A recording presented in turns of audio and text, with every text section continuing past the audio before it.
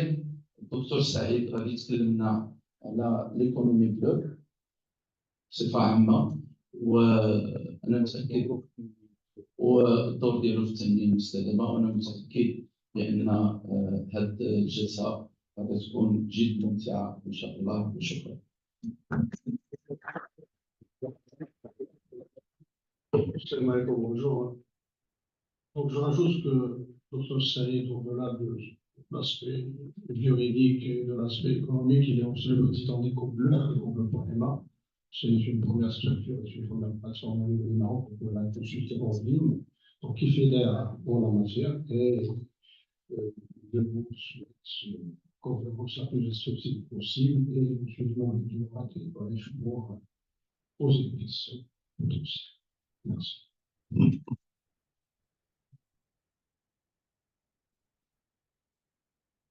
بسم الله الرحمن الرحيم. بالعربية أو الفرنسية؟ لا فرنسية. شكرا السيد المدير، شكرا أستاذ أيوب على هذه الفرصة التي سنحتمها لكي نتواصل مع إن شاء الله الأطر المستقبل. هي أطر من اليوم في الحقيقة، ولكن في إطار العمل لابد أن ننتظر كي تأخذ بزمام المبادرة وتصبح يعني إحدى مكونات هذا البلد، ولنا إن شاء الله طموح فيكم وانتظارات. موضوع التنمية المستدامة بصفة عامة هو موضوع يتقاطع عند كل التدخلات وعند كل الميادين، وبالتالي فأي شخص لابد أن تكون له معرفة ولو يعني شمولية حول هذا المفهوم. وكلما ارتقى الإنسان في عمله وتحمل مسؤولية إلا وسيصبح ملزما بالاشتغال في إطار مقومات التنمية المستدامة. لهذا بالتوافق مع السيد المدير والسيد مدير الدراسات يعني ارتقينا أن يكون الموضوع رابط بين موضوعين: موضوع الاقتصاد الأزرق بمفهومه يعني أو المبتغى الذي ننتظره منه، وكذلك مفهوم التنمية المستدامة.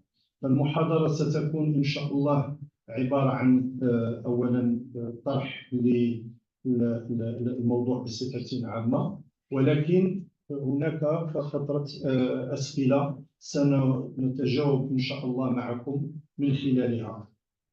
إذن بالمناسبة كما أوضحت السيد المدير، المحاضرة مسجلة، وكذلك يعني هناك جانب مرتبط بالبث، وقد تستغل من بعد كي تكون داخل خزانة يعني المعهد. تم التوضيح أو تم الإشارة طبعا لشخصي. إذن وهنا سأكمل الموضوع باللغة الفرنسية. Donc vous avez, monsieur le directeur, donc présenté justement ma personne. Et là, vous avez tout à fait en bas, au niveau de la ligne, il est mentionné la maîtrise globale des risques des personnes. Je suis médecin, je m'occupe et je m'occupais toujours de la santé des personnes. Donc c'est le risque qui touche la personne dans son quotidien, dans son physique, en termes de blessures, et dans son fonctionnement en termes de maladie. Donc de là, la personne n'est pas isolée, elle est dans un environnement, comme vous serez dans un bateau, vous serez dans une institution administrative, donc vous serez dans un patrimoine qui, lorsqu'il est touché, ben vous êtes dedans, vous n'êtes pas épargné.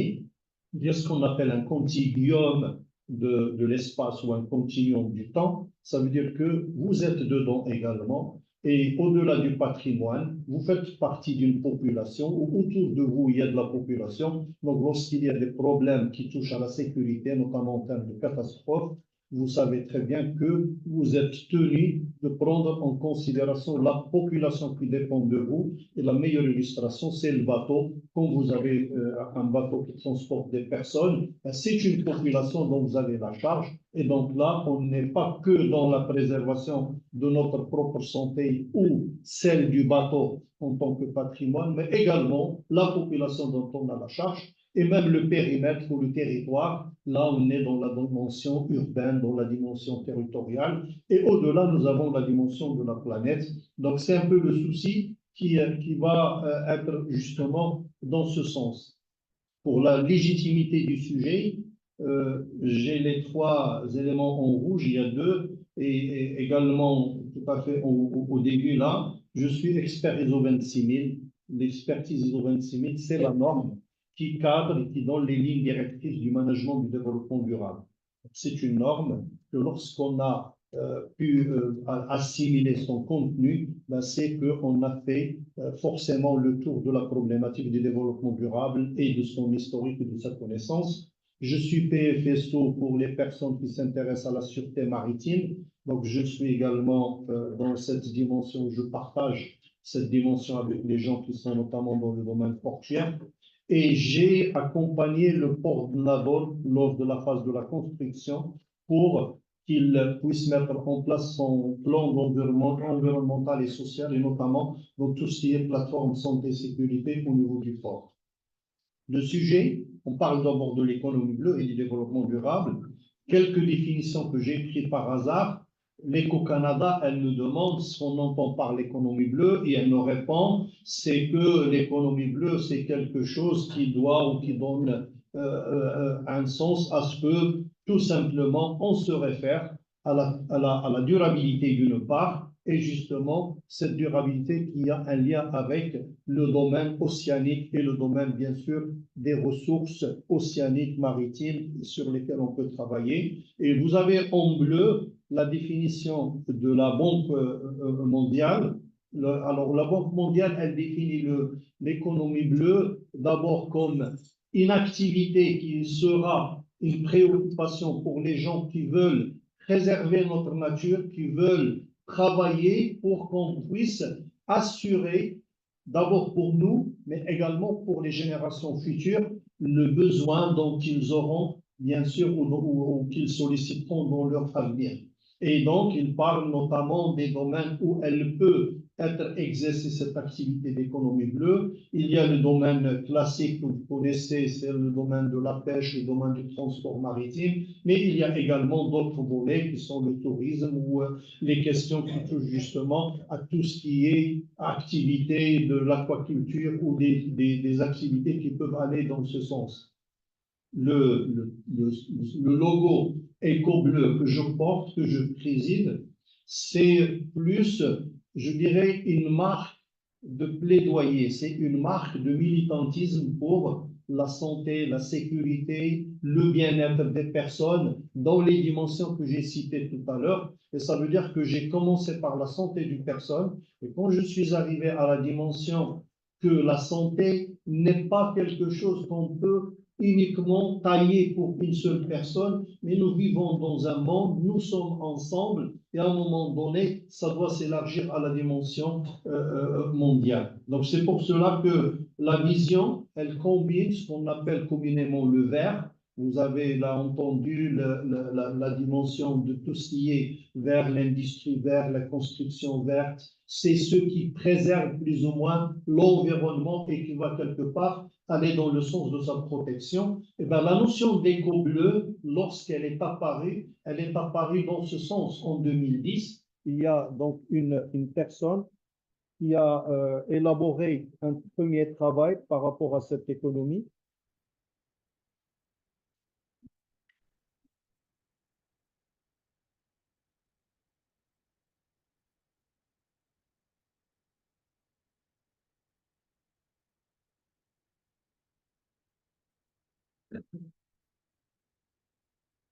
Je vous disais que quand vous serez dans vos métiers dans le futur, vous serez des gestionnaires. Quand je suis arrivé, j'ai mis le micro, j'ai demandé est-ce qu'on a des piles de rechange. Donc ça n'a pas raté. Voilà. Donc je disais que l'économie bleue, la définition de l'économie bleue, bien qu'elle peut incarner un ensemble d'activités qui sont liées à tout ce qui est surface d'eau, donc que ce soit comme je disais les océans, les fleuves également, et même les lacs, ça peut ou ça fait partie de ce qu'on appelle l'économie bleue en allant vers le sens de la couleur de l'eau, on considère que c'est bleu, bien que en réalité elle ne l'est pas, mais tout ce qui a un lien avec cette économie, on l'appelle justement l'économie bleue. Alors, la personne qui a sorti ce terme, au départ, ça n'a pas été un terme pour uniquement parler du domaine, mais c'est beaucoup plus pour donner l'équivalent du vert. Et il se dit, vous travaillez aujourd'hui pour le vert, mais vous dépensez beaucoup d'argent. Et ce que vous faites, notamment la notion du green qu'on essaie, ça demande beaucoup d'investissement, ça demande beaucoup de moyens et ça demande des intervenants, des experts, des connaisseurs pour qu'on puisse plus ou moins répondre à ce besoin de protection de l'environnement. Alors qu'il a dit que sur un autre registre, vous avez tout ce qui a trait à la mer, il répond à vos attentes avec le moindre coût et avec le moindre investissement et qui répond à toutes les possibilités d'économie. Les personnes qui ont un très peu de moyens peuvent justement faire quelques activités de pêche à leur niveau, comme il y a les grands paquebots ou les grands bateaux justement de pêche qui peuvent être utilisés. Alors, pour qu'on puisse comprendre cette notion de développement durable, parce qu'il y a beaucoup de définitions, beaucoup de termes qui sont utilisés, mais en vérité, il y a une histoire qui a marqué ces termes. Ils ne sont pas venus comme ça du jour au lendemain et on les a utilisés. C'est qu'à un moment donné, on a d'abord ce qu'on appelle les intérêts des parties prenantes ou les intérêts des personnes ou des groupes de personnes et chacun l'exprime à sa façon. Donc, pour vous accompagner, je ne serai pas bien sûr dans le détail des éléments, mais je vous accompagne un peu dans un petit, je dirais, récit historique de certains pays, de certains événements, et je commence tout à fait en bas, si vous arrivez à le voir, c'est la Déclaration des droits de l'homme de 1948, parce que le lendemain de la Deuxième Guerre mondiale, il y a eu un consensus autour d'un ensemble de valeurs qu'on considère justement des valeurs qui doivent être partagées par l'humanité et qui devraient nous conduire vers une prospérité commune pour qu'on puisse vivre ensemble. Juste après, en 1963, je prends une autre date, c'est une date où l'Organisation mondiale de la santé d'un côté et le Fonds de l'agriculture d'un autre, qui est le FAO, ils se sont mis d'accord pour sortir un document qui va cadrer tout ce qui est production alimentaire que nous pouvons utiliser et donc que nous pouvons consommer, et c'est ce qu'on appelle d'ailleurs la Bible, je dirais, un peu de la consommation, ça s'appelle le Codex Alimentarius. C'est un référentiel qui est utilisé jusqu'à ce jour, et c'est lui qui donne les normes, qui donne le cadre justement de la préservation du consommateur et de la protection du consommateur par rapport à tout ce qui peut nuire à sa santé. Et au Maroc, nous avons ce qu'on appelle l'ONSA, qui est l'organe, bien sûr, qui veille à ce que ces dispositions soient mises en place. En 1966, on a eu deux autres pactes qui complètent celui de 48, la déclaration. Et donc là, on est dans la charte des droits de l'homme. C'est des pactes qui parlent de nos droits civiques, de nos droits économiques, culturels et qui ont suivi. En 1969, on a une convention sur l'élimination de ce qu'on appelle des formes de discrimination. En 1971, là, il y a une structure économique qui a c'est un organe d'investissement, mais qui a posé les règles à ce que l'investissement ne soit destiné qu'aux structures et organisations qui respectent l'éthique et qui respectent les conditions de bonne moralité. Et là, ce fonds justement d'investissement, il a mis cette notion de responsabilité des investisseurs envers les organismes qui bénéficient justement de ces investissements, à ce qu'ils soient dans cette dynamique de sélection par rapport aux projets qui respectent, comme je le disais, les conditions de bonne moralité. En 72, toujours, il y a eu un congrès, mais il s'est basé sur une étude qui a été menée en 69 par un club de thinkers qui sont ce qu'on appelle le club de Rome. C'est un club, bien qu'on l'appelle club de Rome, mais il était piloté par une université américaine. Et c'est les think tanks qui se sont mis d'accord pour faire une extrapolation, une projection par rapport au développement économique que connaissait l'humanité à ce moment-là. On était en sortie de guerre, c'est ce qu'on appelle les années de la florescence économique et industrielle. Et là, ils voulaient voir jusqu'à où ça peut aller. Et bien, surprise, c'est que le rapport leur disait, mais attendez là, votre croissance, elle va s'arrêter parce que ce que vous consommez comme ressources aujourd'hui en termes de minerais, en termes de moyens terrestres qui sont mis à votre disposition, eh bien, ils vont s'estomper et à un moment donné, vous ne pouvez plus continuer cette cadence économique. Et là, ce rapport, il a été repris par, toujours ça commence par les intellectuels, ça commence par les organisations de défense, je disais, des droits humains, ils se sont pris justement de ce terme en disant, mais attendez là, si on est sûr que l'industrie, elle va à un moment donné ravager notre patrimoine terrestre, eh bien, ça veut dire qu'on doit arrêter ou du moins faire en sorte qu'on s'oppose à cette, je dirais, consommation farouche justement de tous nos moyens. Et là, c'est déclenché le conflit entre le monde économique d'une part qui cherche à développer son profit et donc à être dans le développement économique, et le monde des défenseurs de la terre, de la préservation de la terre. Et c'est là où il y a en Stockholm un premier, ce qu'on appelle les sommets de la terre. C'est le premier qui a été pour trouver justement une solution par rapport à notre terre. Donc vous voyez que ce premier sommet, il a été destiné à la terre. Alors ensuite, il y a des événements qui se sont succédés, notamment les droits des handicapés en 1975. Il y a des catastrophes qui sont survenues, notamment, je cite par hasard, le Seveso, c'est une catastrophe en Italie qui a été dans le domaine industriel. Il y a une autre catastrophe, là c'est pour le transport, je pense maritime également, Los Alfaques, c'est en Espagne. Il y a en 79, là, la discrimination à l'égard des femmes, donc ça a été également une convention. Alors, je disais que je me suis arrêté en 1982. Là, il y a eu le deuxième sommet qui devrait avoir lieu tous les 10 ans. Et au cours de ce deuxième sommet, ils ne se sont pas mis d'accord par rapport justement à cette, je dirais, ce conflit entre le monde économique d'une part et les protecteurs de l'environnement d'un autre. Se sont contentés d'une charte qu'on appelle la Charte mondiale pour la nature. Et d'ailleurs, dans le domaine de l'économie bleue, il y a là la Convention Montego qui justement a introduit le droit de la mer.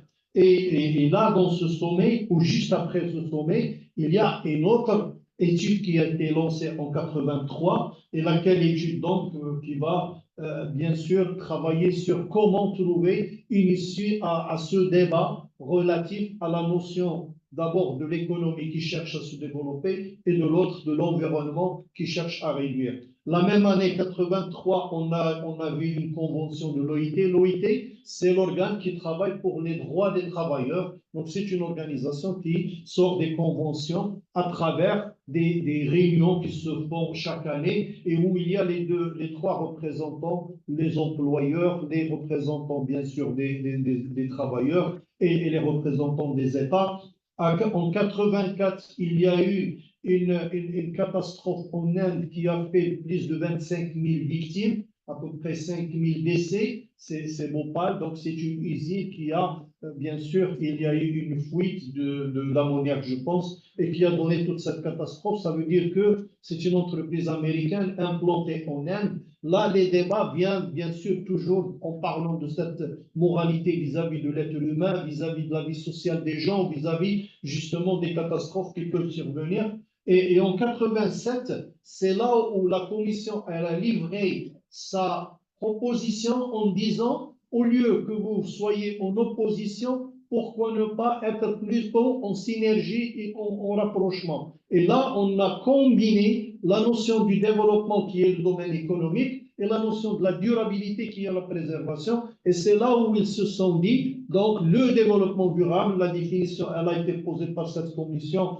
qu'on appelle la commission de Brundtland, qui est un ex-chef de gouvernement. En 89, il y a la Convention des droits de l'enfant et également, c'est une catastrophe qui est connue dans le domaine maritime. C'est qu'un bateau qu'on appelle l'Exxon Valdez, il a échoué à l'Alaska en 1989 et à ce moment-là, il y a des images qui ont fait le tour du monde par rapport notamment à des espèces rares et qui ont été malheureusement noyés par la nappe des hydrocarbures que portait le bateau à ce moment-là. Et cette année, elle a connu la naissance de deux organes. Il y a d'abord une association de développement économique et de développement environnemental qui a vu le jour et qui va donc par la suite commencer à défendre le développement économique, mais tout en prenant en considération la notion de l'environnement. Et avec la naissance du programme des Nations Unies pour l'environnement qui a été en 72, ils vont se mettre ensemble pour par la suite sortir une action commune. En 92, c'est là où on a commencé à parler du changement climatique et c'est là où on a eu la Convention des Nations Unies pour le changement climatique. Donc c'est une convention qui donne les lignes directrices pour qu'on ait dans le sens de la préservation de ce changement, notamment en réduisant les gaz à effet de serre, le CO2, le méthane, il y a d'autres gaz qui sont bien sûr considérés comme des gaz à effet de serre, et on peut réduire donc en fonction de la quantité émise par chaque pays et pour que ça puisse donc être réduit. Cette convention, elle a été également en 92, dans le cadre de ce qu'on appelle le sommet, le troisième sommet qui est le plus connu, c'est le sommet de Rio. Et là où il y a cette déclaration de l'environnement et du développement, et on a eu ce qu'on appelle l'agenda 21 ou le programme de l'agenda 21. Et c'est là où on a sorti ce qu'on appelait les objectifs du millénaire pour le développement, les OMD. En 95, le développement social à Copenhague, il y a toute une rencontre mondiale pour justement parler du développement social. En 97, là, on a eu un protocole additif pour le changement climatique. Et là où on a également cette notion de global reporting, du GRI, là, on a incité les gens à préserver. Ici, on leur a dit, mais attendez, si vous voulez faire preuve que vous préservez l'environnement et que vous en tenez compte, eh bien, il faut exposer vos données extra-financières sur une base de données qui a été élaborée à l'époque et qui existe toujours. C'est ce qu'on appelle donc le GRI, c'est le reporting sociétal, mais dans ce qui n'est pas forcément financier. Il y a également en 98 au niveau de l'OIT une déclaration de ce qu'on appelle les principes et les droits fondamentaux au travail, qui sont au niveau de 4. Il y a le pacte mondial. Alors là, là où le terme RSE qu'on utilise, il est venu. Parce qu'il y a un pacte, une charte qui a été signée au niveau des Nations Unies et qui est destinée aux entreprises. Alors ce pacte, pourquoi il a été signé? Parce qu'il y a eu un tapage quelques années avant, c'est qu'on utilisait les enfants pour de grandes firmes internationales qui utilisaient les enfants notamment au Pakistan et qui ont fait ce tapage. Donc pour faire face à ces entreprises multinationales, on a sorti ce pacte qui est fait de 10 items qu'il faudrait respecter.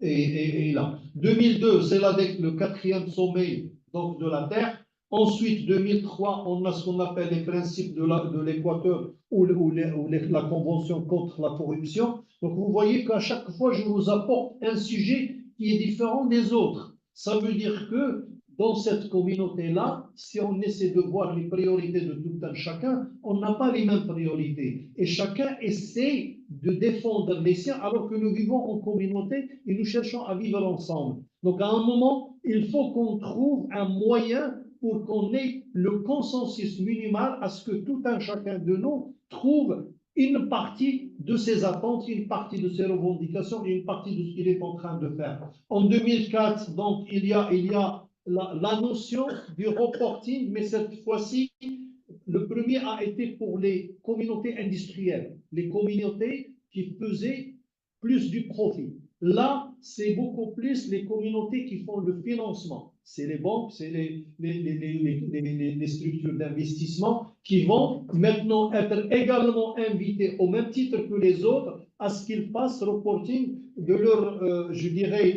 politique environnementale, sociale et de gouvernance. Il y a également en 2005, là c'est au niveau du Maroc, nous avons l'initiative de l'INDH qui a mis en avant notamment les personnes en situation de pauvreté, en situation de besoin pour qu'on puisse dynamiser justement un certain programme qui est toujours à jour, bien sûr, et qui va pousser dans ce sens. En 2006, le Maroc a fait une initiative de développement durable en reprenant les dispositions de la charte ou du pacte de 2000 et en les mettant au niveau national, alors que celui de 2000, c'était une charte assignée au niveau des Nations Unies. Et là, la CGEM, qui est le patronat marocain, il l'a signé au niveau des Nations Unies, mais il a eu donc une initiative louable en mettant en place ce label et qui est toujours en activité, en l'introduisant donc au niveau national. Sur le plan des catastrophes, là, c'est une catastrophe nationale, Rosa Mort, où on a eu 55 femmes tuées, brûlées, à cause d'un accident, d'une catastrophe dans une usine. Donc, ça veut dire qu'aujourd'hui, nous ne devons pas que s'occuper du profit et du développement économique, mais il faut qu'il y ait ces réflexions. En 2010, là où on a eu la naissance d'une norme qui va nous donner les lignes directrices et qui a essayé de mettre autour de la table pratiquement toutes ces parties prenantes que vous avez vues. Et donc, cette norme, elle va nous donner 7 principes: l'éthique, la transparence, la loyauté des pratiques, la prise en compte des parties prenantes, le respect des lois, le respect des normes internationales. Et en même temps, elle nous a donné 7 grandes thématiques qu'on appelle les questions centrales, sur lesquelles nous devons travailler. Et là, on retrouve justement les droits des consommateurs, les droits de l'homme, l'environnement, les conditions de travail, la communauté et son développement. Et là, également, la loyauté des pratiques, c'est dans le cadre de la lutte contre la corruption. D'autres faits, d'autres événements, le 2012, c'est le sommet de Rio, 20 ans après, qu'on appelle bien sûr le Rio +20. Au Maroc, on a une stratégie d'immigration, on a introduit la loi cadre du développement durable et de l'environnement. En 2015, là, les OMD que je vous disais en 2000, les objectifs du millénaire en développement, ils ont été refaits sous une autre forme, parce que ceux de 2000, c'était beaucoup plus qu'on demandait aux pays prospères, aux pays développés, de quelque part prendre soin des pays pauvres. Et donc, on leur a fixé des sujets, des thématiques de développement durable qu'ils devraient, eux, prendre en considération pour aider les pays pauvres. Par contre, en 2015, là, le paradigme, il a changé. On s'est dit, non, vous êtes aussi responsable de ce que vous faites. Donc, si eux, ils manquent, par exemple, d'alimentation, eh bien, vous devez cadrer votre consommation alimentaire. Si eux, ils ont une problématique au niveau donc, de problématique de la santé, eh bien, à votre niveau, il faut voir qu'est-ce que vous générez comme nuisance et comme problème sanitaire, notamment les gaz à effet de serre, le CO2, qui va être par la suite, bien sûr, un facteur de ce réchauffement climatique, un facteur de ce changement climatique et un facteur justement de ce manque de nourriture qu'on constate au niveau mondial. 2016, alors, cette convention que je vous disais, qui est la Convention des Nations Unies pour le changement climatique, elle a mis en place une rencontre annuelle qu'on appelle la COP, qui est la conférence des organismes partie de cette convention et qui se réunissait chaque année. En 2015, ils se sont réunis à Paris. En 2016, c'était à Marrakech. Et donc, ça a été justement une occasion pour qu'on reprenne toutes les dispositions relatives au développement durable et spécifiquement par rapport au changement climatique. 2017, le Maroc a élaboré sa stratégie nationale du développement durable et il a même mis ce qu'on appelle un plan opérationnel et mis en œuvre. En 2019, là, on a eu une circulaire des ministères de ce qu'on appelle l'autorité des capitaux, le marché des capitaux. Elle a sorti une circulaire, mais c'est un bouquin, hein, c'est pas une seule page, et qui va nous donner toutes les dispositions relatives, bien sûr, au monde financier et au monde des capitaux, mais elle a mis en son sein, dans un article précis, elle a invité les structures qui s'occupent du financement à ce qu'ils rendent compte, selon un agenda qui va venir par la suite, donc de leur, bien sûr, attitude environnementale, sociale et de gouvernance. En 2020, le Maroc a ratifié une convention importante relative au droit du travail, qui est la Convention pour la promotion des conditions de travail.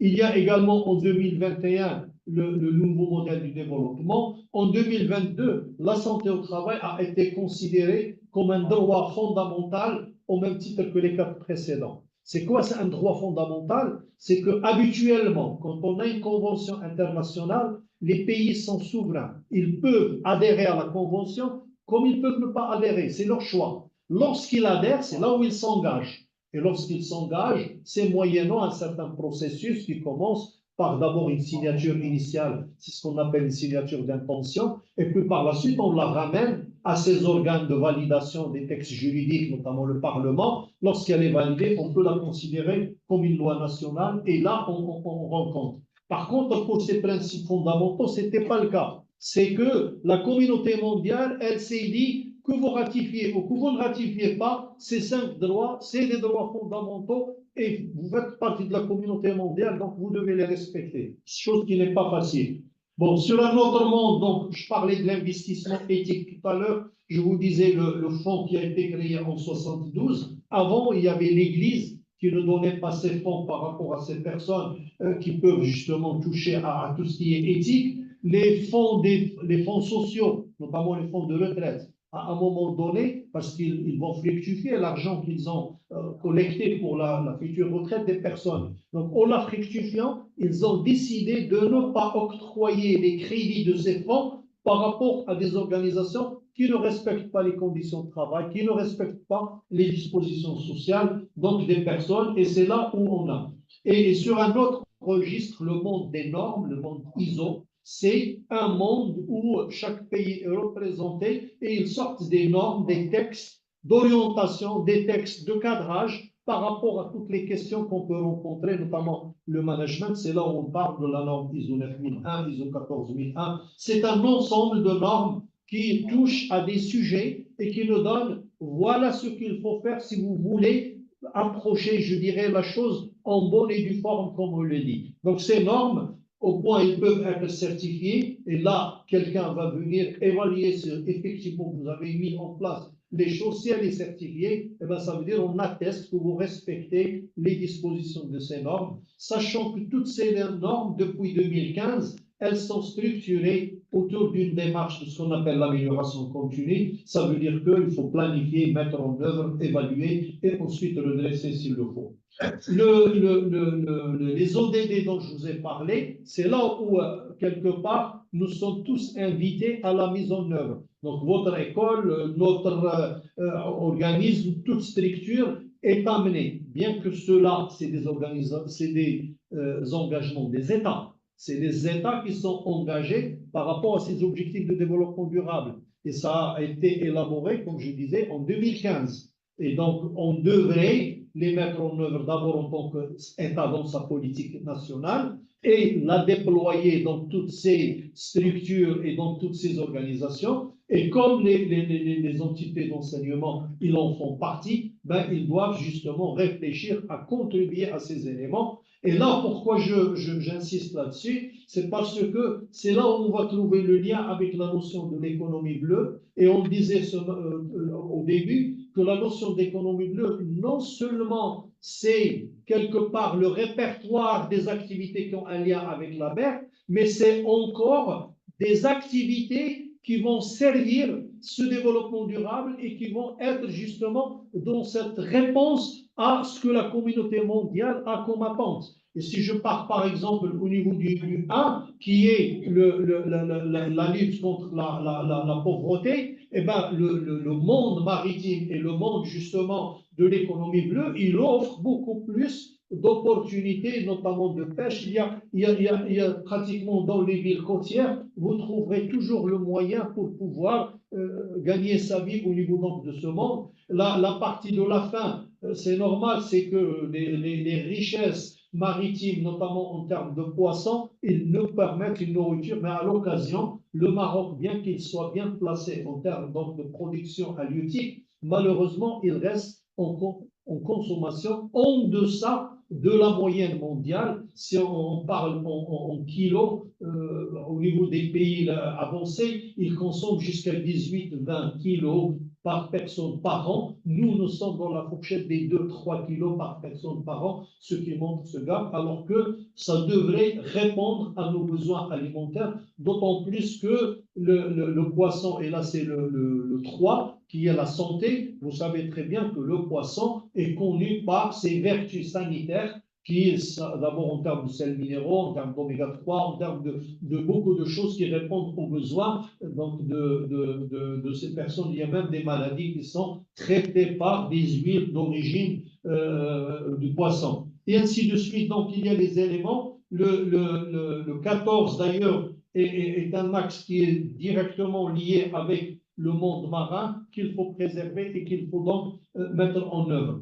Pour le Maroc, là, je ne fais que vous le présenter rapidement, mais je n'en parle pas beaucoup. Mais il faut savoir que le Maroc, nous sommes, je dirais, un petit peu engagés dans la mise en œuvre d'un nouveau modèle du développement économique. Et dans ce nouveau modèle, on peut voir ici, donc, c'est pas très clair, c'est l'économie bleue. Donc, l'économie bleue fait partie des piliers et des atouts que le Maroc devrait justement mettre en œuvre parce que nous disposons donc d'une longueur côtière qui dépasse les 3500 km, avec bien sûr un espace rattaché de 2 millions sur votre coupe. Donc là, justement, dans le nouveau modèle du développement, le domaine maritime, les activités maritimes, côtières et océaniques devraient quelque part être concernés par les différents leviers et qui sont bien sûr introduits dans le cadre de l'économie bleue. Alors, le Maroc, qu'est-ce qu'il a fait? En 2022, il y a eu une circulaire du chef de gouvernement par laquelle ils ont posé les assises de ce qu'on appelle la stratégie nationale de l'économie bleue. Donc, cette stratégie nationale, elle a mis en place une commission interministérielle, elle a mis en place un comité technique qui est représenté par pratiquement les établissements et les offices qui ont un lien avec le monde de la mer. Pour vous, vous voyez par exemple l'INP, l'ONP également, il y a la ONMT, c'est des structures qui sont liées directement au domaine donc du domaine maritime et qui sont amenés justement à travailler dans cette stratégie nationale. Alors cette stratégie nationale, elle a été entamée sur la base d'un fonds qui a été donc remis par la Banque mondiale de 350 millions de dollars et ils ont énoncé donc la partie de la mise en place du programme, ce qu'on appelle pour la Banque mondiale. Il y a des crédits qu'elle accorde et qui sont, qu'on dit que c'est des programmes pour, c'est-à-dire qu'on se fait déjà des objectifs et on doit atteindre des objectifs avant d'avoir le déblocage total donc c'est-à-dire des fonds qui sont considérés. On ne vous donne pas l'argent d'un seul coup, mais on vous le donne au fur et à mesure que vous avancez dans votre projet. Et pas moins que le mois dernier, le Maroc a fait son évaluation de son programme justement d'économie bleue. Et là, la direction des ports, le département de développement durable, l'Institut de recherche halieutique, le secrétariat d'État de pêche maritime, l'Agence nationale des eaux et forêts. Moi, j'aurais aimé voir également là l'ISEM. On devrait l'inviter, mais ce n'est pas l'ISEM qui décide, c'est des décideurs politiques. Mais le monde de la recherche, il fait partie des dispositions, comme je le disais, comme vous voyez ici. Le Maroc veut se positionner et il se dit voilà où on veut être les meilleurs. Et il se dit on veut être les meilleurs en termes d'énergie renouvelable, on veut être comme c'est-à-dire structure de financement, et ils disent on veut être les meilleurs dans le domaine de la formation et de la recherche. Donc, alors que là, on ne voit pas donc l'élément. Bien sûr, le ministère de tutelle, il est présent, mais au niveau des organismes qui sont censés être sur place, c'est une remarque, mais qui ne concerne, il n'engage que moi. Par rapport à l'économie bleue, je vous disais qu'en 2010, le premier livre qui est sorti qui parle de l'économie bleue et qui a été sous forme d'une incitation à ce qu'on prenne en considération l'économie bleue par rapport à ses vertus et par rapport à la facilité de réponse à toutes nos attentes, beaucoup plus que le financement requis par le domaine du verre. Et là, le gars qui s'appelle Günther Pauli, il a donné même des principes en allant dans le sens de s'inspirer de la nature, zéro déchet, utilisation des ressources locales, l'énergie disponible et abondante comme le soleil, comme bien sûr les énergies marines et tout ce qui va avec, la diversité, la résilience, la création d'emplois. Donc il a donné un certain nombre d'éléments que vous pouvez prendre par la suite. Je termine donc là pour vous dire la norme dont je vous ai parlé. Elle a une certaine structure, elle a des principes qui doivent être bien sûr suivis et qui sont imbriqués les uns par rapport aux autres, mais ça c'est pour les personnes qui vont au-delà de la compréhension du développement durable, de sa mise en œuvre. Là, vous avez l'outil qui peut ou qui vous permet de le faire et je vous remercie.